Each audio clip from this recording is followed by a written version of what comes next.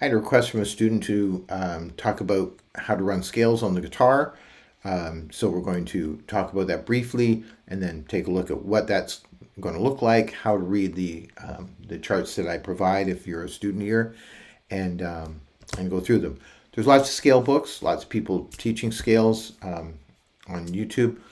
Most of those scales are correct. Most of them are right. So if you have a preference for a book, it's probably just because you were taught out of that book, or you found it and you liked it, and it gave you that fundamental kind of information. The scales we're going to run today, or discuss today, are from Mel Bay's Complete Book of Guitar Chords, Scales, and Arpeggios. It's an excellent book. If you buy it, it's not bound like this. It's just bound with a regular binding. I took it to a print shop and had it spiral bound, which allows you to put it up like this. So if you're really interested in running scales, looking at arpeggios, and having a book with a really robust collection of chord shapes, it's a pretty good book. The scales in the book are going to look like this, and let's unpack this drawing.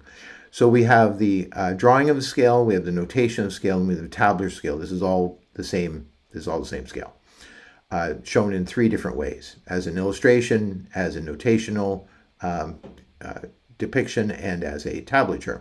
And then there are other positions when they draw it. Here's what they're basically, and we're just mostly going to use the drawing. They are showing fret numbers running down this way from 1 up to 9. They're showing string numbers, 6 being the thick string at the top, and the first string being the thin one at the bottom. So it's going from this way to that way. And then here are the finger positions, and inside there's a number which will tell you what finger they're suggesting you use. And it's a very strong suggestion. So in this case, we're using the third finger on the fifth fret. Oh, sorry. We're using the third finger on the third fret of the fifth string. So that's the second string from the top. Then these open dots are open notes. So that's the fourth string open. Then we have the second fret using the second finger on the fourth string, third finger on the third fret of the fourth string, open on the third string, second fret of the third string, open on the second string, first fret of the second string. Then we're shifting up into a next position up, and that first finger is going to then play that third fret of the second string. Third finger is going to be playing the fifth fret of the second string, sixth fret of the second string with the fourth finger. First finger is going to play the third fret of the first string. Then we're going to shift up again, and that'll be the first fret of the first finger on the fifth fret of the first string, and then third finger on the seventh fret of the first string, and then fourth finger on the eighth fret of the first string.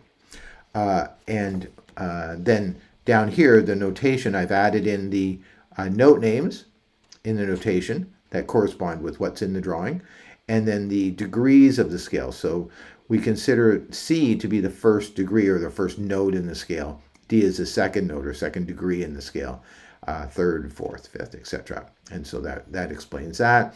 And this is a tablature that matches this drawing as well. So depending on which of these three you like, we're mostly going to want to use this drawing because it actually offers finger suggestions rather than just showing the tablature.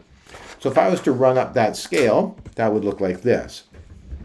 We would have C being the third fret of that fifth string with the third finger, D open on the fourth string, E second fret of the fourth string, second finger, F third finger, third fret of the fourth string, G open on the third string, A second fret of that third string, B open on the second string, C first finger on the first fret of the second string, then shifting up to that D, which we're again using the first finger of that on that second string. We have E, which is the fifth fret of that second string, F, which is the sixth fret of the second string, G, which is the first finger on the third fret of the first string. Then we're going to shift up to A, which is the fifth fret, using the first finger on the first string. B, which is being played with the third finger on the 7th fret of the 1st string, and then C, which is being played with the 4th finger on the 8th fret of that 1st string. So if we were to ascend, we would be playing C, D, E, F, G, A, B, C, D, F, G, A, B, C, and we can descend as well. C, B, A, G, helping you learn your note names. F, E, D, C, B, A, G, F, E, D, and C. So running those scales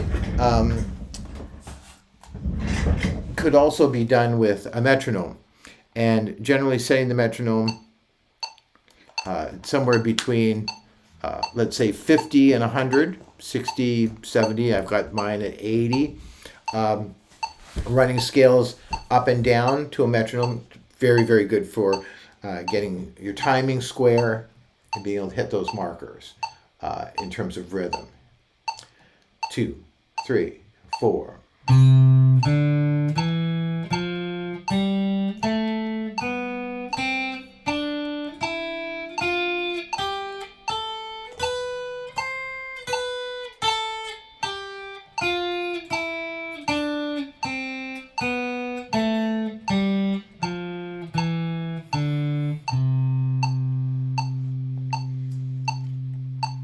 Okay. Scales are not for everybody. If you are looking for a super fun thing to do on the guitar, scales are probably not going to provide that. But they're valuable for both comprehension, understanding theory, understanding what it means to be in a key, and seeing all of the notes that are in that key. The other value, of course, is technical, getting your hand to do that. A lot of people who play pop music, any kind of popular music, generally tend to not get to use their baby finger quite as much because they're usually imitating musicians who are also not using their baby finger an awful lot. That's generalization, but it's a pretty accurate one. So what scales sometimes do for players is get their pinky finger engaged in playing the guitar, and it's another super valuable asset for moving towards upper intermediate music and advanced music. You'll see lots of ads on the internet about with guitar online guitar instructors saying if you're playing scales, you're wasting your time. I'm not here to debate that with them, but in a building like Berklee College, where I was an academic ambassador for 14 years, there's nobody in those buildings holding a guitar as a guitar major that hasn't spent a lot of time running scales. It's a building full of very, very good musicians. So if you can muster up the discipline of playing scales, they can be valuable in a vast number of ways.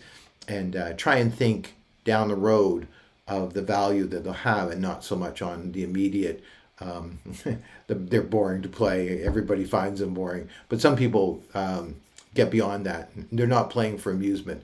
They're playing for advancement. And once you switch you turn that switch on of wanting to advance, it's hard to discount the value of playing scales. And so that's how to work them. Lessons here, you get a full set of those scales and assistance in walking through them. If scales are for you, then hopefully that's helpful. Okay.